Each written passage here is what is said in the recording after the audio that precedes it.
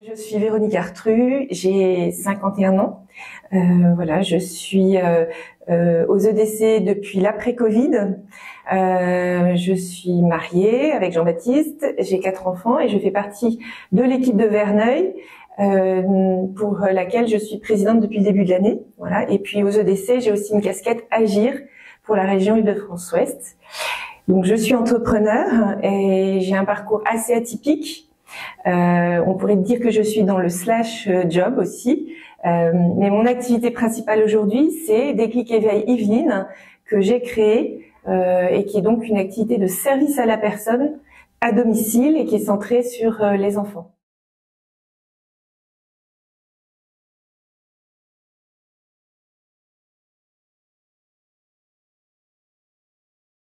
En fait, le bien commun, déjà pour moi, l'enfant, c'est par nature le bien commun de notre humanité. Donc voilà, je pense qu'on n'a pas de questions à se poser sur le sens de ce qu'on fait le matin. Vraiment, on est aussi bien dans les gardes classiques que dans les gardes d'enfants en situation de handicap. On est vraiment orienté vers la richesse de notre humanité, à savoir la vie. Et le bien commun, je dirais que ça va plus loin que ça. C'est que ce que je constate, c'est qu'il y a tout un écosystème qui se construit autour de l'humanité, et de l'humanité plutôt en situation de fragilité, puisqu'un enfant c'est par essence fragile, et qu'on va en face aller chercher des personnes qui vont venir s'occuper des enfants. Et ces personnes, ce que je peux constater, pour une grande partie, c'est qu'elles ont des qualités immenses, avec une expérience immense, mais que la société souvent n'a pas su reconnaître, en particulier par le diplôme. Donc le bien commun, c'est aussi de réparer et de reconnaître non seulement l'importance de ce qui va être vécu dans le cadre de ce service, parce qu'on parle de l'éducation des enfants et du service aux familles, mais aussi il y a quelque chose qui se répare dans le sens où on va reconnaître le travail de personnes qui parfois ont été dans l'ombre. Quand on porte un regard un peu détaché de tout ça, la nounou, c'est pas forcément celle qu'on a valorisée dans notre société. Et aujourd'hui, pour autant, c'est vraiment un enjeu majeur. En fait, c'est intéressant parce que dans ce métier, plus on est gros, plus on a tendance à saucissonner, à rationaliser et à performer avec des critères classiques de l'économie classique, donc à viser la rentabilité avant tout. D'ailleurs, ça a été un sujet qui a été évoqué dans les revues des EDC. En fait, dans ce métier, en fait, il y a une éthique et une posture de base qui doit être dans l'ordre de la vigilance, et également, enfin, j'ai envie de dire, on est aussi au cœur de la conversion écologique. Pourquoi ? Parce qu'en fait, on se rend compte que dans notre métier du service à la personne, la question de la proximité, elle est essentielle.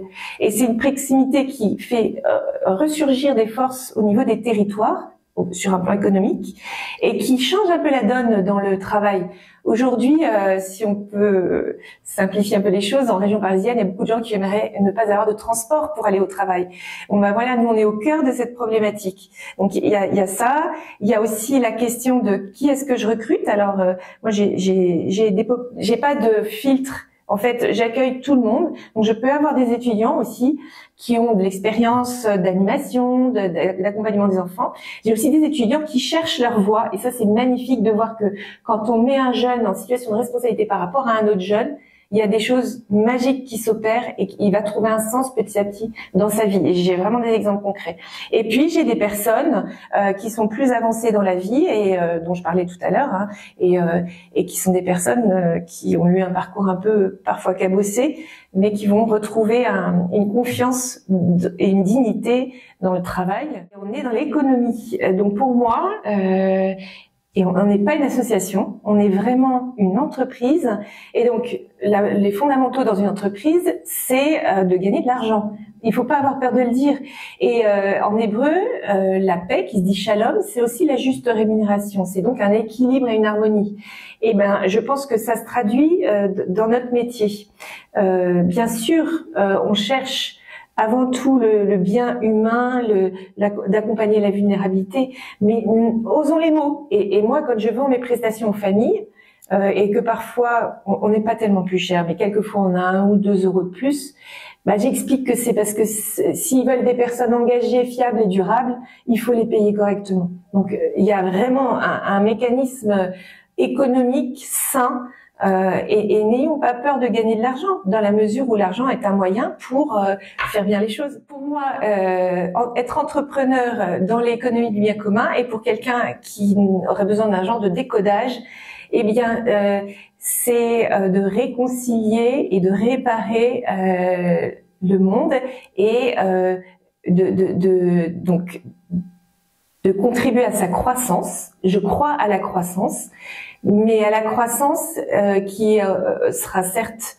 sous l'angle du progrès, de la technique, du gain financier, mais jamais sans le préliminaire qui est la croissance de l'homme et de tous les hommes. Et ça, c'est dans notre Père. Pour moi, c'est fais que ton règne vienne, donne-nous d'accomplir ton règne. C'est ça la grandeur de chacun de nous, contributeurs au bien commun, et en particulier en tant qu'entrepreneur, c'est de permettre à toutes ces briques de s'associer. Et j'ai pas peur de le dire que ça fonctionne très bien. Moi, j'ai principalement des personnes musulmanes dans mon métier, et on en parle, et c'est extraordinaire de voir comme c'est inné chez elles.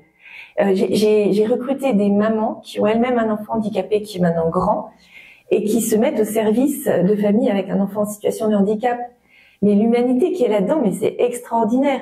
Et on n'a pas peur de se dire que elle est musulmane, moi je suis chrétienne, et on partage. Voilà, c'est cette fraternité-là qui s'inscrit dans une économie que j'appelle du bien commun, parce que elle nous grandit, et voilà, c'est une croissance bonne.